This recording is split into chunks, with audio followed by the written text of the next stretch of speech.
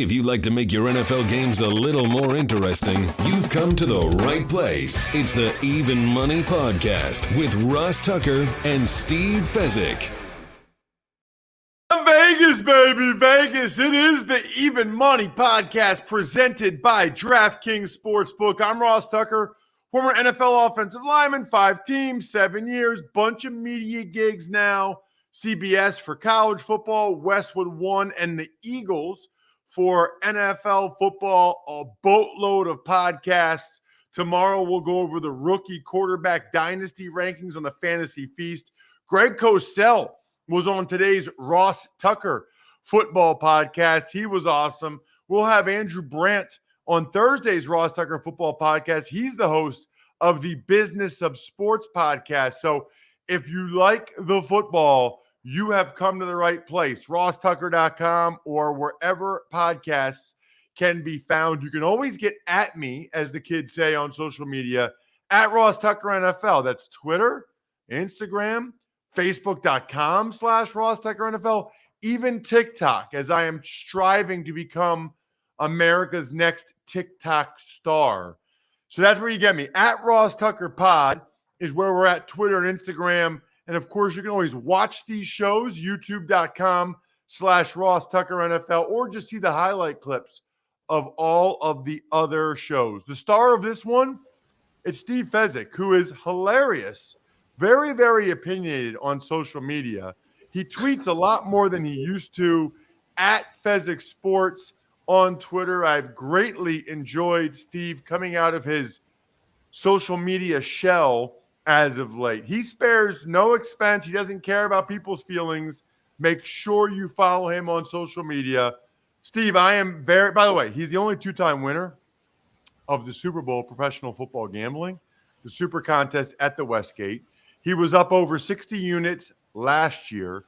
This show has had a dominating run, especially over the last 5 years. It's why it's consistently ranked as one of the top 5 NFL betting podcasts in the world. But we also dive into some other things. Not today, though, Steve. Not today.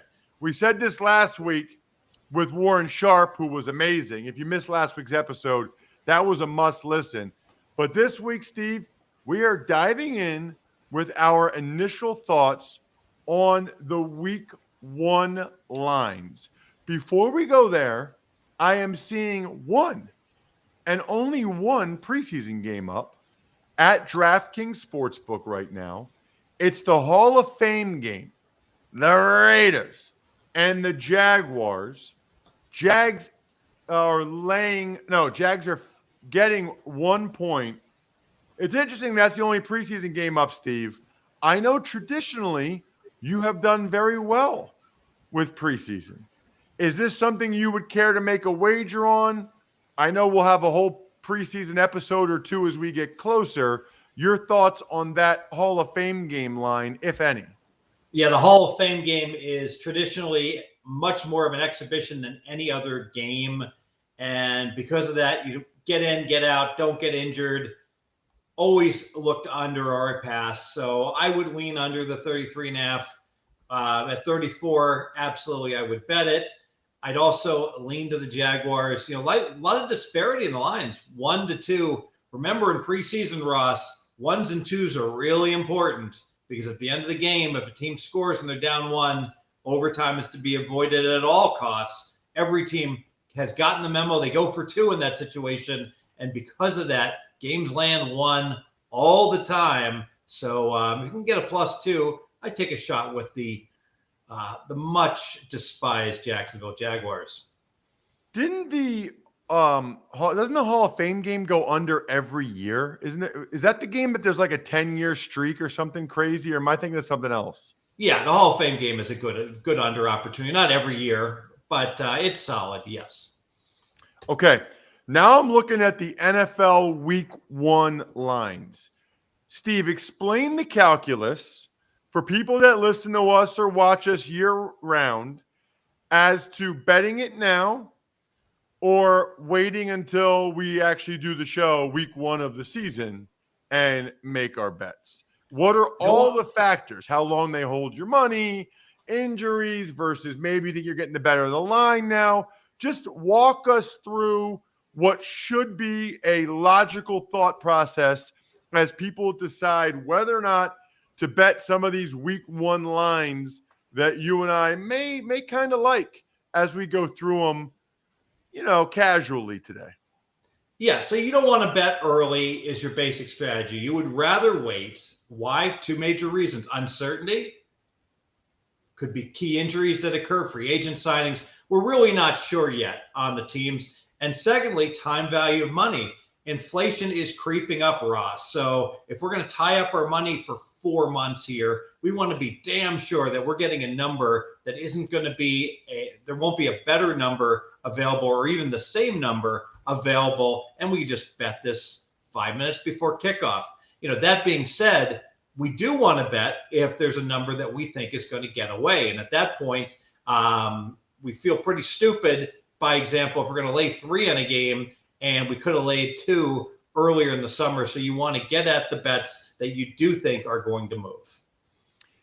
Is it too late now, Steve? I mean, look, I don't want people to stop listening 6 minutes into the show, but is it too late to still see value in any of these week one lines? I think so, largely so. Everyone can turn off. But I will give a best bet. Stop. No, don't turn off. Don't turn off. Do not turn off. Keep listening. I will have. Because it's still interesting. I'm gonna still say some lines I like. Steve probably will as well. Plus, we're gonna get to some of your email questions, which I love later. No, I have value, and I have a best bet in the NFL, and I have a sandwich shop best bet. Stop eating at Subway. I don't care how good the commercials are. Jimmy John's is better. Jersey Mike's is better. Ross, you like Jersey Mike's better, right? I like Jersey Mike's. I like Jimmy John's. I like the speed at Jimmy John's. I love that when I'm at Jimmy John's and I'm ordering, the people on the line, okay, they are staring at me. They are like looking at my lips. And as soon as I start to utter, I'll take an Italian on wheat, they're off. They are going. Their thing is speed. I can respect that. They're paid per sandwich, not per hour. That's the way it should be. Same thing is true with In-N-Out Burger. It amazes me anyone would go to a Wendy's when you can go to In-N-Out Burger and get an employee that is really could go to MIT if they wanted to versus the average Wendy's employee. Let's move on. All right. So let's get to some of these week one lines. We will start with the Thursday night opener. I feel like this is pretty telling. The Bills are catching 1 point in LA against the Rams. I got to tell you, Steve, I have an initial thought on this. That note that just came out, that Stafford's not throwing in OTAs, won't throw till training camp at the earliest because he had an injection, an anti-inflammatory injection in his elbow. That's not good. Now, that doesn't mean he won't play, and he might come out and play great, but that's not good, Steve. Like, those guys don't get injections in their elbow for the hell of it, okay? Like, he talked to multiple doctors. It's causing him a problem. And he finally decided, okay, let's see if it helps if I inject it. Like, I know this process. The fact that Stafford had an injection in his elbow, it's not good. Sounds very painful also, although I guess I could envision more painful injection spots. Perfect storm here, actually. The Rams are getting the rings. The Bills are thinking, wait a minute, we were supposed to get the rings. We were the best team last year, and didn't happen. So that favors the Bills. Now you got the Stafford situation. And frankly, I don't know who should be favored in this game. It's too close to call, but somehow the Bills are catching 1. And you know where I'm going, Ross. What difference does pick versus 1 make? Hardly any. But now I can tease. So I'm teasing the Bills. I'm going to tease them a 6.5-point teaser up to 7.5. Well, I need something to tease it with. I will throw out 3 teams that I like teasing them with. These are the basic strategy teasers, capturing the key numbers of 3 through 7. I'll tease the Colts from 7.5 down to 1. I'll certainly tease Dallas from 2.5 up to 9. And I'll go ahead and tease the Vikings from 1.5 up to 8. So I'm going to wheel all those teams in with the teaser with the Bills 1 unit on each. So 6-point teasers, the VIG's typically minus 120. 6.5, is it 125, 130? Minus 130. And Minus we got to 130. get to 7.5. You can't, basic strategy, you never tease to 7. You got to get that hook up to 7.5.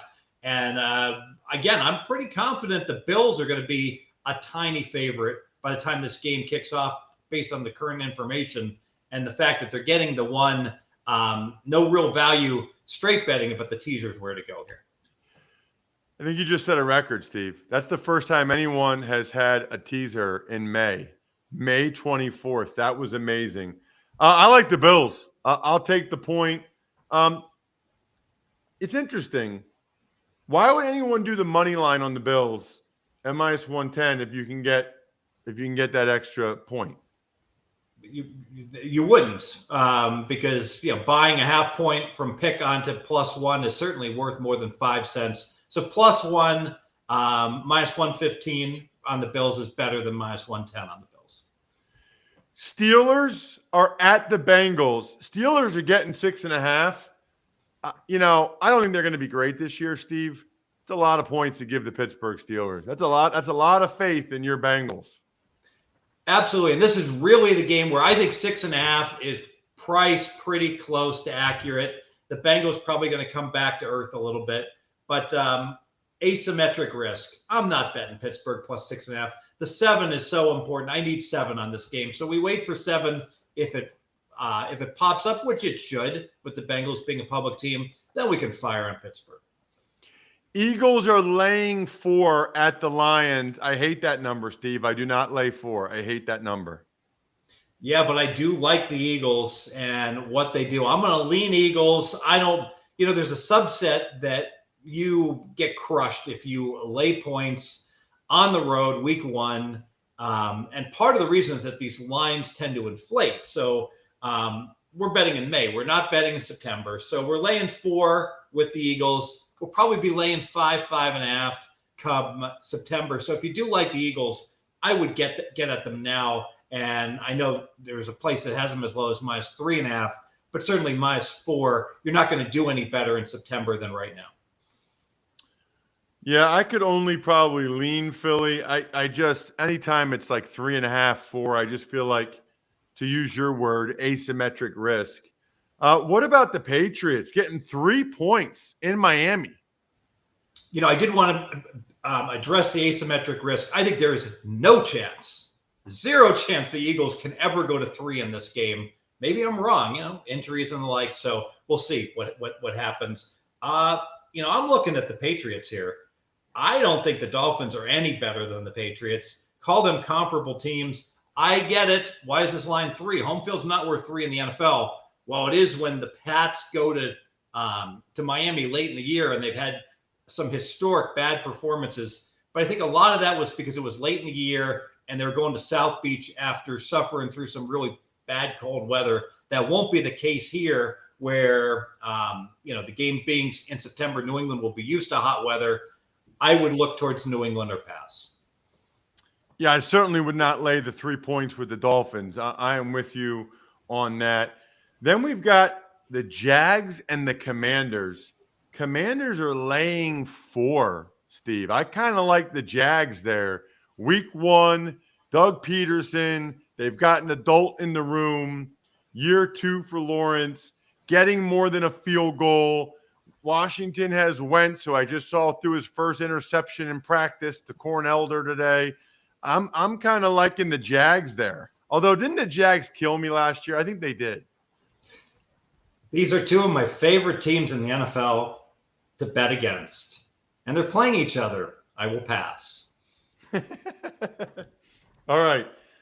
The Niners are in Chicago against the Bears. Man, Bears fans are mad at me because I pointed out some facts about their team. Steve, I talked to a bunch of people about this. They might have the worst O-line in the league. They also might have the worst receiving core in the league. Think about that. And a second-year quarterback in a new system.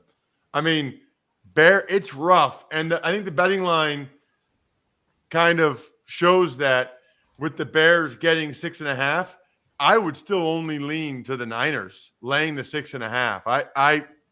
I think the Bears are in trouble. I agree. I don't like Trey Lance at all. I'm not willing to lay the 6.5 with the Niners, but gun to my head, if I had to pick the game, I want no part of the Bears this year. The Bears' current season win number 6.5. Oof, I don't see where 7 wins are coming from. Bears could be one of the worst teams in the NFL. Moving on to the Colts and the Texans. You teased this earlier, Steve, with the Colts. They're laying 7.5 on the road. I'd probably lean Texans here. And last I checked, Matt Pryor is the left tackle for the Colts. That might change before the season starts. But I think the Texans will be better. I think they got rid of the distraction that was Deshaun Watson. I think the O-line's better. I think Davis Mills is better in year 2. 7.5 at home, Steve. I mean, I don't think they'll win the game. But 7.5 at home in the opener?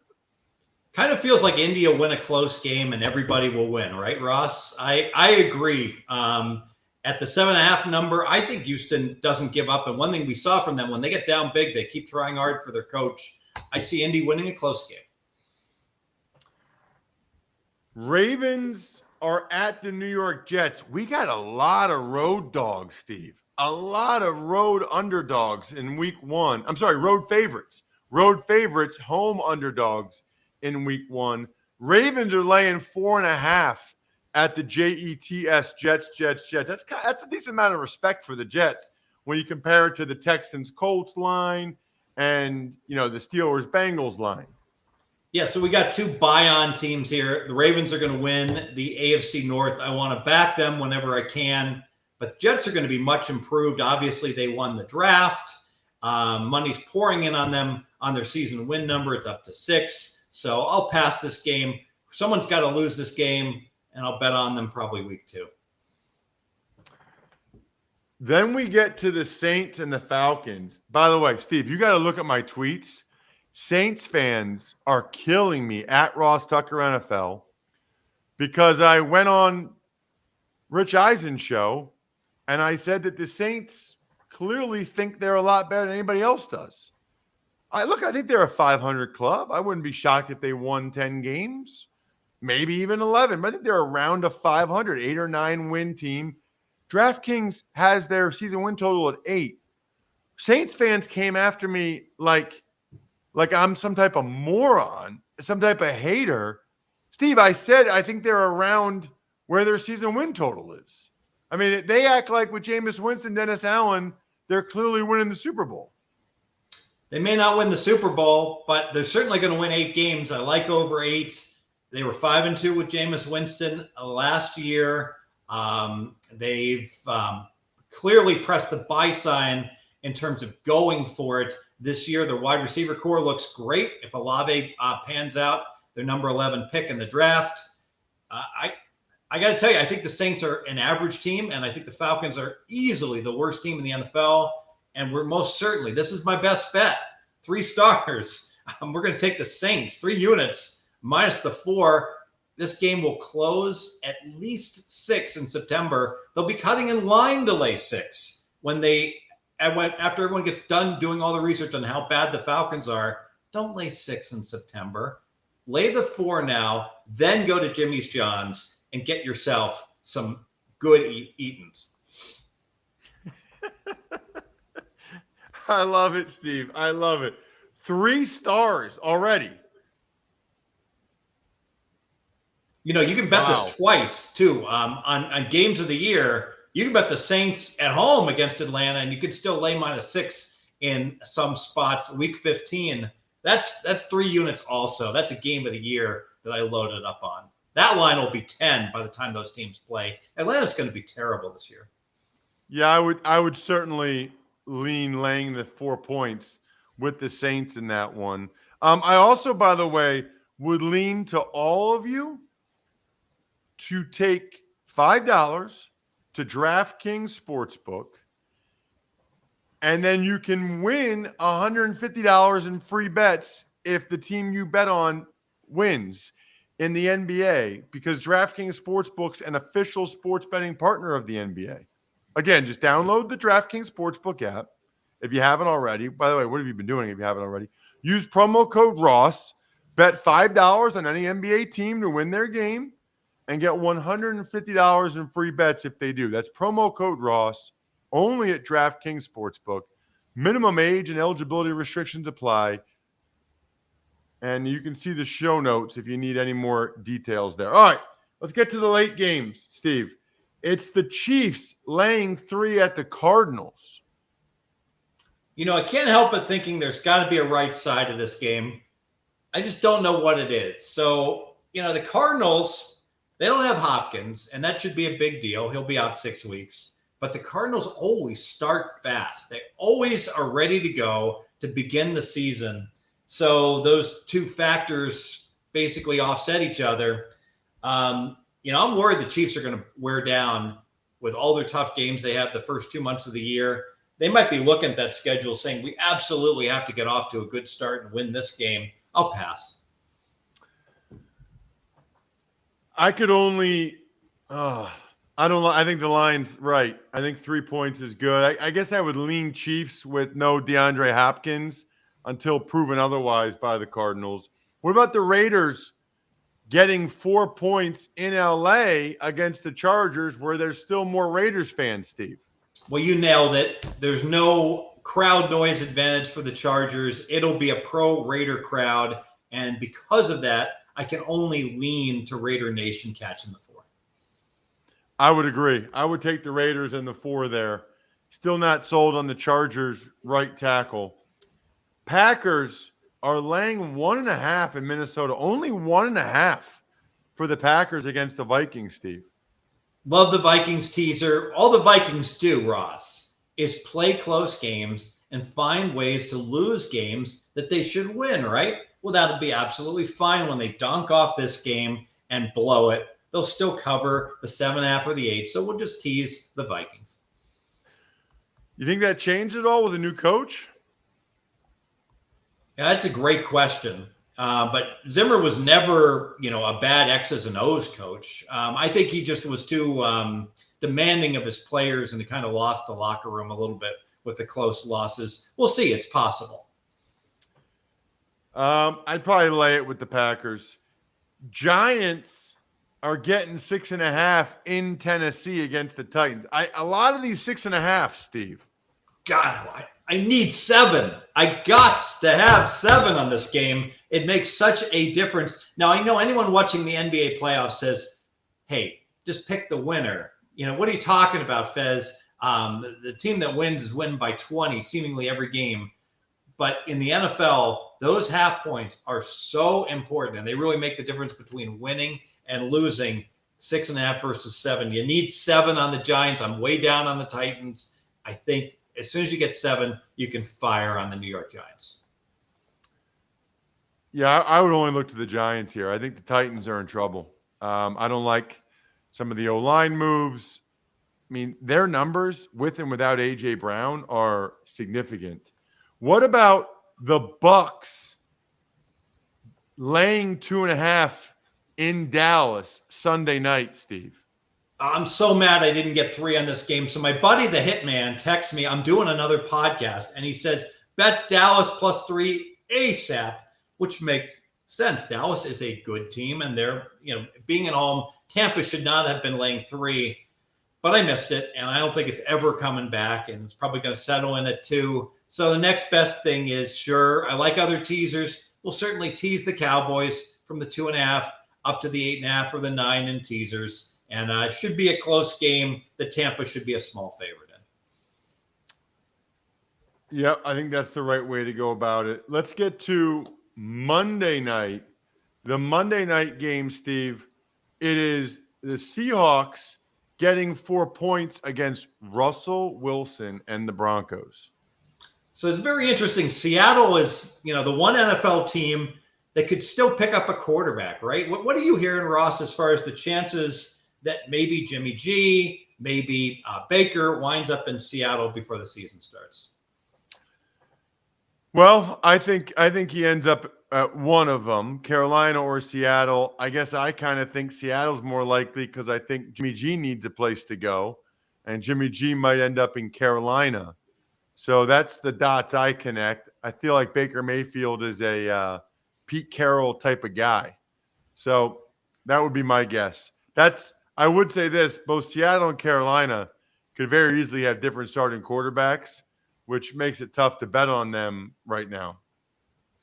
Exactly, because really what this line is that if Seattle doesn't upgrade a quarterback, Denver's going to go up. And if Seattle upgrades a quarterback, this line's going to go down and back to that uncertainty. And I have no inside information on whether they're going to get a quarterback. So I got to pass for now. I do have inside information on the best listeners in the world. That's our listeners. And I love the email questions. Keep them coming. So I got a listener, says longtime listener of the show since my freshman, sophomore year of college. Oh, Brian has a fancy sounder to ask Fezzik. Let's get that in here. Ever wanted to ask a professional sports bettor a question? It's time to Ask Steve. It is Ask Steve. Anyway, he's listened to since it first started, Even Money. I'm originally from London, but came over here to go to Princeton. Very nice. Class of 2017. Just had his 5th reunion. I was there, dude. You should have said hi to me. Anyway, use my promo code Ross for 100 flowers. Girlfriend for Valentine's Day. I love it. Question is for you, Steve, obviously. In New York City, all the sports books are just starting to launch. This is a few weeks ago. Some of the promotions are pretty ridiculous. Bleep at one point had a $3,000 deposit match. No longer. Then a couple other ones have $1,000 risk-free bet where you bet $1,000. If you lose, the $1,000 comes back to you as a free bet.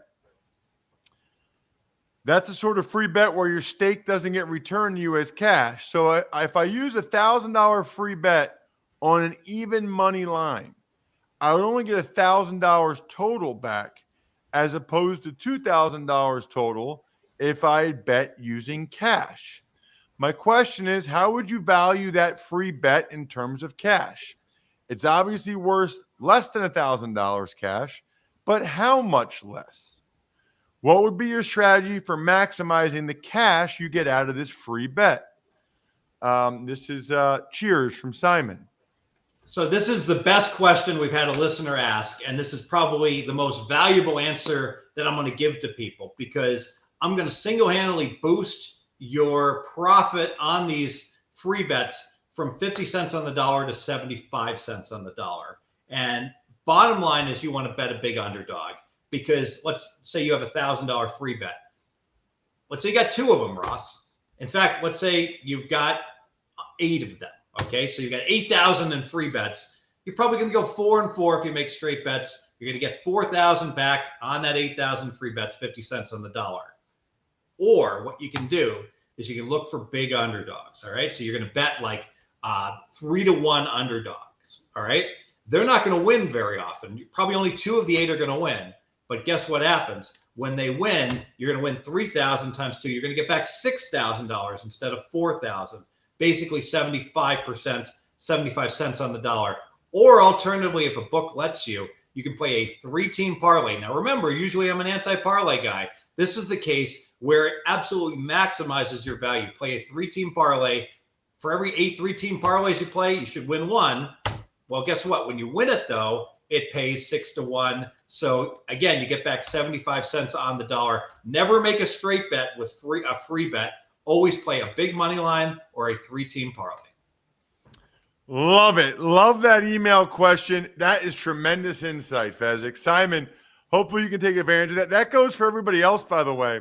As new states legalize sports betting and you get these big promotions, you heard Steve, make sure you go with the big dogs, 3-1, etc. That's the way to do it because it's a risk-free bet. Check him out on social media. This guy knows things at Fezzik Sports. I'm at Ross Tucker NFL. We are at Ross Tucker Pod, and we are out of time. I think we're done here. Good luck, everybody. Hope you guys win some money. Thanks for listening to the Even Money Podcast. Make sure to also subscribe to the Ross Tucker Football Podcast, the Fantasy Feast, Business of Sports, and the College Draft. All available at Apple Podcasts, rosstucker.com, or wherever podcasts can be found.